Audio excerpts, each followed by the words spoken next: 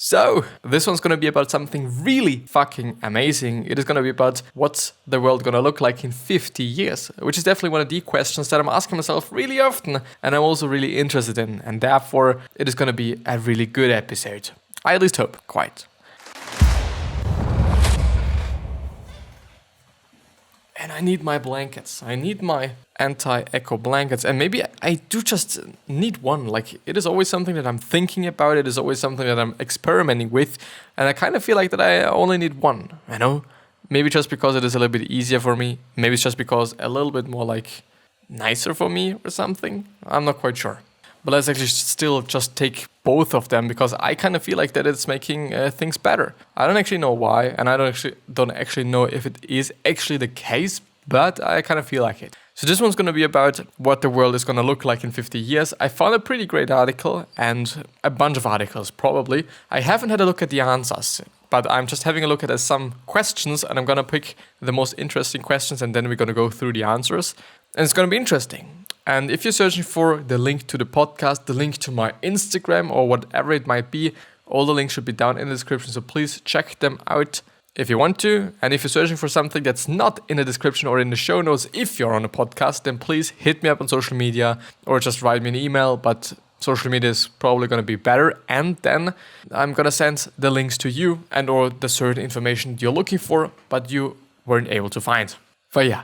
Let's actually go through this article. So as you can see on the left side is from Quartz. I did know Quartz before just because I think of my Feedly feed. Feedly, by the way, is a pretty good thing, you know, because you're able to get so many different articles in one place and you can just search for them. Like for me, it is not really about reading, so I'm not going to read them in Feedly itself, but I'm going to read them on their page, because when I'm reading something, it's either on my phone or it is just for the podcast. And for the podcast, I'm not going to use Feedly since it is not responsible, therefore is, or responsive actually. Is it then responsible or responsible? I think it's responsible, isn't it? The thing is, Anyway, as you can see, we're having questions here for the podcast listeners who can't obviously see it. Like, who will run the world? Which country will have the most powerful economy? I do kind of feel like about, even though it's not a country, but it's more like a continent, I think Africa is going to just do really good in the future. What kinds of companies will be the most important? This is going to be really interesting. What will cause the biggest conflicts? How will people earn a living? How will we communicate with each other, which is also probably going to be different? And how will we entertain one and another? And all different sorts of questions. So, who will run the world?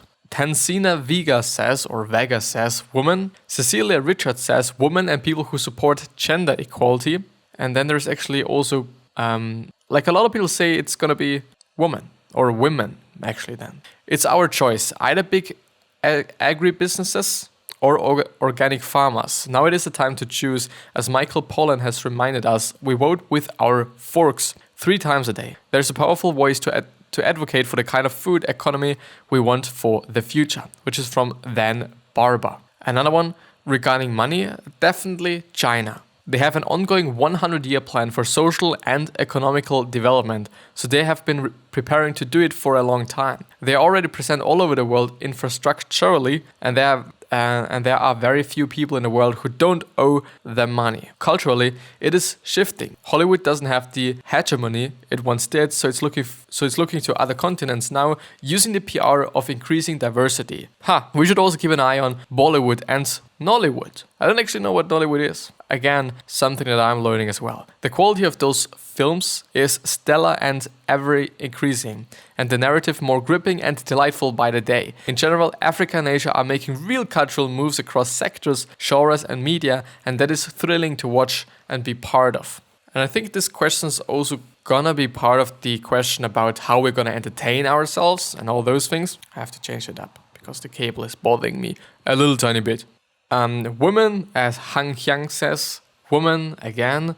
So it's probably actually gonna be a woman, and I'm actually also looking forward to that. I'm really looking forward to just seeing the change. This is just seeing the change in culture finally, and I guess it's not gonna take long. I think it might take us like 5 years or 10 years until there finally is fucking same income for same genders or for different genders basically, and all those things. Like it's It is bothering me quite a bit because it doesn't really make any sense, but I'm looking forward to it. I really am. I really look forward to these times. Maybe it's even going to be in the future that there's going to be a stigma about being a man. Who the fuck knows? Would actually be interesting to see then. Like, it wouldn't be good for me, obviously, but it's been, I don't know, it would really be interesting to see what it would feel like, because I kind of feel like that it isn't too difficult on one hand, but it is also not really easy on the other hand to just feel like a woman, basically, in terms of the stigma around being a woman, in terms of, okay, you're not going to earn as much as a man does just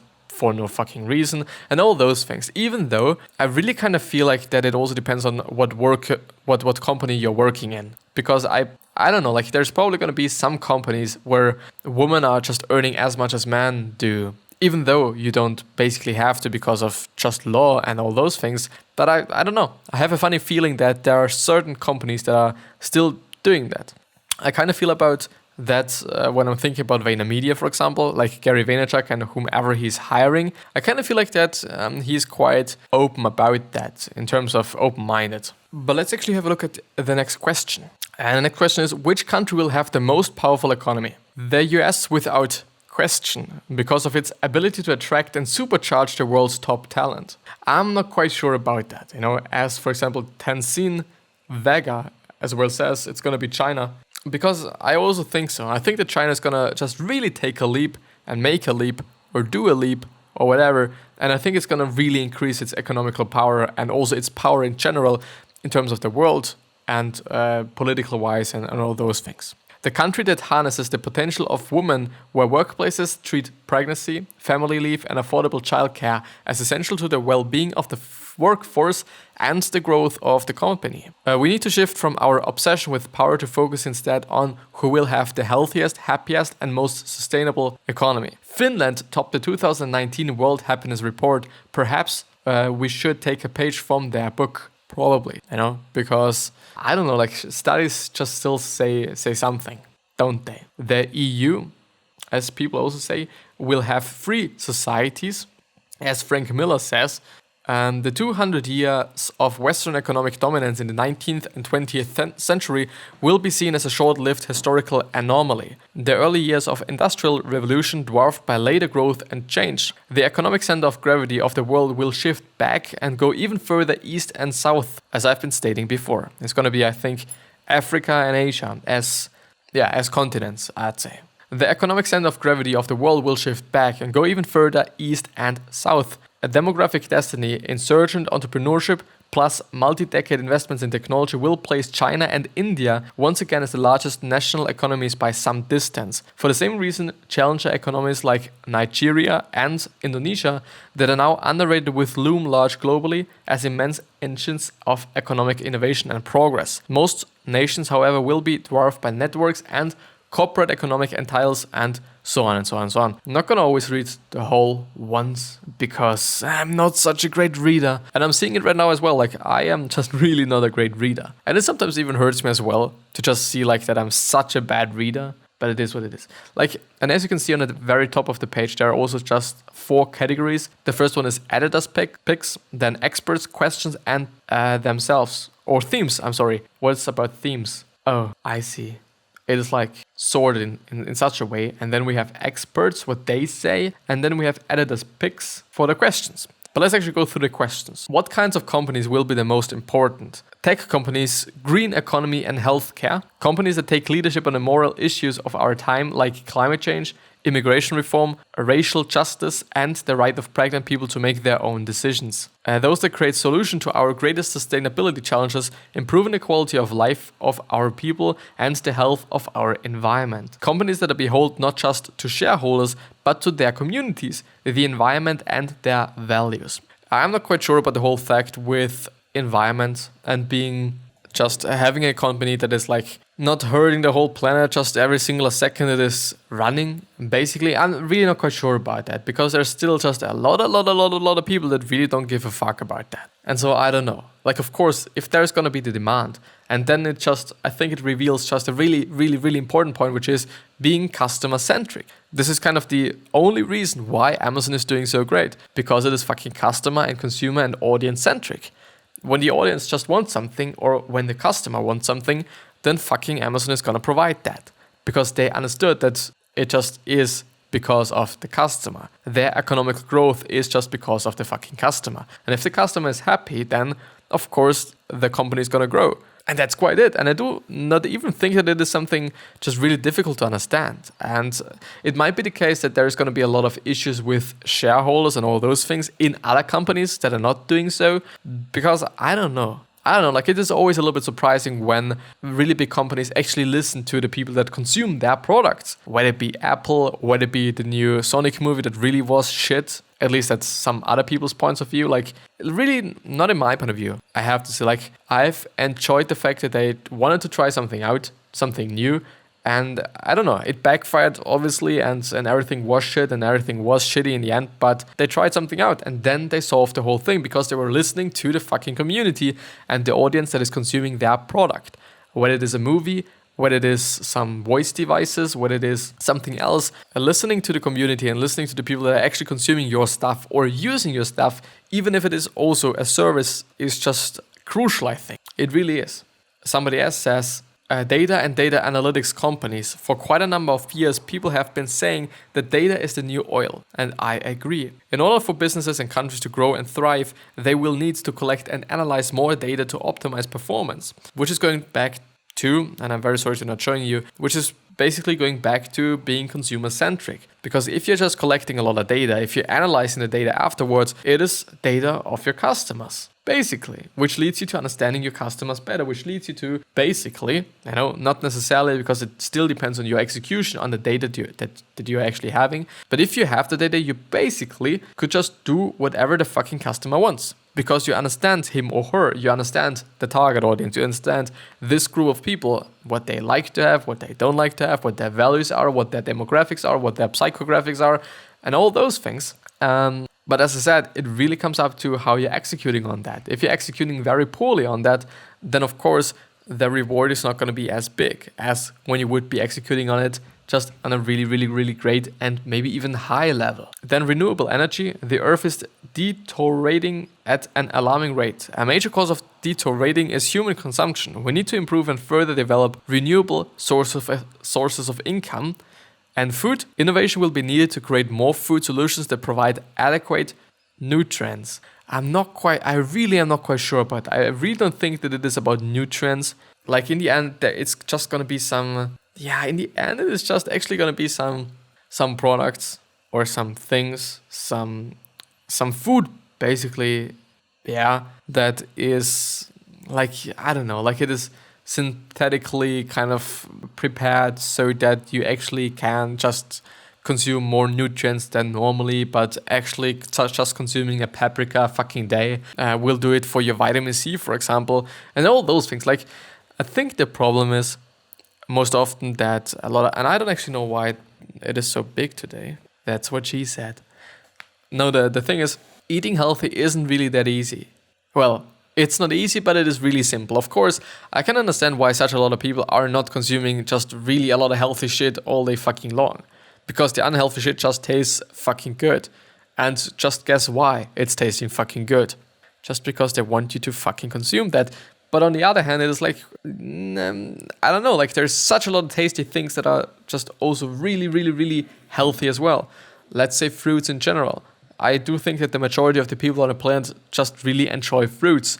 And they're not even that expensive though, It's like often one of the bigger arguments or one of the bigger points is that healthy eating is really expensive and healthy eating is just costing a lot of fucking money and healthy eating is just really, compared to, for example, McDonald's and all those things, really, really expensive. And I wouldn't necessarily say so. It still depends on what you're buying. It still depends on what you're consuming. And it still depends on where you're buying stuff. Of course, if you're going to buy your stuff at a fucking premium shop, it's going to be fucking expensive. But let's actually move on with a few other questions. What will cause the biggest conflicts? Resources. I say so as well. But what if I just go through Richard, Florida, and what he thinks? How will people earn a living? What we know what we now think of as work will disappear. People will work more, but in shorter formal hours. Part of it will be creative and knowledge-based work, but a big part will come from what we think of as leisure. I really like the thing, or the way he's thinking about things, because playing video games, we always thought it is leisure, and now we are actually having fucking esports, and it is amazing, and you can make a fucking bunch of money with doing esports, and it is nice. It really is. But let's actually see what he's also talking about there. So how will people earn a living? What we know, think of us, blah, blah, blah, blah. Oh, it's that. I see. What will we eat? Less meat, more vegetables. Health and wellness will be a way of life. And how will we die? We will live longer. We will also hopefully figure out how to die better. Probably, I guess. What forms of transportation will we use? Our feet and bicycles mostly. We will live closer to where we work. Cars will be obsolete. Planes and trains will be faster. Especially I think trains, maybe even so that a lot of planes are going to be actually replaced. But I'm not quite sure about that, since like it's definitely difficult to say, because like, I don't know, like, of course you just have to build the tracks for the trains and whatnot, and the railway stations and all those things. But you also just, on the other hand, need to coordinate all the planes flying around. I don't know, like, I'm still really looking forward to my flying cars. I don't really think that this is going to be, well, it could be a case in my lifetime, but I'm not quite sure about that. Like, fortunately, really fortunately, and this is something that I'm really appreciating and also talking about relatively often, to be honest, I'm really young. I'm 18 years old and I'm really fucking young. And this is one of the best things basically about my life, kinda, just besides the podcast thing and whatsoever, which is also something that I really fucking enjoy. And also just the people around me. Like, there's actually a lot of things that I enjoy about my life. Like, but the thing is, it really is great that I'm really young, because I'm gonna see a lot of things in the future. And I'm also gonna be able to just, I don't know, like, I really am looking forward to the future, and I really am looking forward to just seeing what's going on there, especially tech-wise. I'm really interested in tech, and I'm really interested in seeing new things and seeing new things being made, things being developed, and all those things. It's going to be really amazing. I really think so, because there's going to be quite a lot of change. So what will cities be like? Bigger and better structured around mega regions like the Boston, New York, Washington corridor. Some of these will grow to be more than 100 million people. These mega regions, not nations, will be the economic and political axis on which the world turns. What will our borders be like? It will be easier to cross them than it is now. The rise of cities and mega regions will reduce the power of nations, which is probably one of the best things, isn't it? Like, there's a lot of power in nations. What will our most valuable resource be? Our human creativity. So maybe you actually have to change up your job. Maybe if you're working on something like constructions and all those things, it's probably going to be replaced by cyborgs or robots or some other mechanical things down the road. Like, I think so. I really think so. And I'm not the only person that's talking about that. And I'm not really the only person that's also suggesting people that are literally just doing a task. For example, editing my fucking video is something that a fucking computer could also do. Recording this is something that no computer could be doing. Like, of course, a computer might know everything about anything, but it's not a human being, you know? All the just logistical things, they can be done by a fucking computer very easily, and I think very efficiently as well. But it's not gonna be, I don't know if I would be a computer or a cyborg or some kind of these things, I don't know, it could still be a great episode. I really think so. Like, it could really indeed be still quite a good podcast as well. But let's actually search for kind of the last one. Will our world be more equal or less equal? More equal, as Richard Florida says. Our cities will be leading an effort toward more shared and inclusive prosperity. What technology will bring about the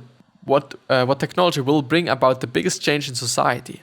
How to deal with the extension of human life?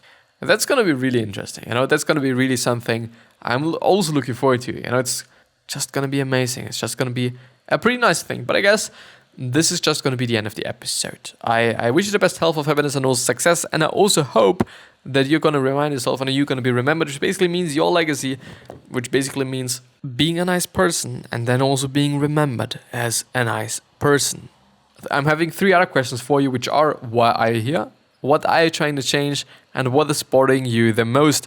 And these 3 questions are hopefully going to show you a purpose and maybe even a business idea, since a lot of companies started out with solving something that really pissed them off in the first place. And I don't know why my voice is so fucked, but yeah.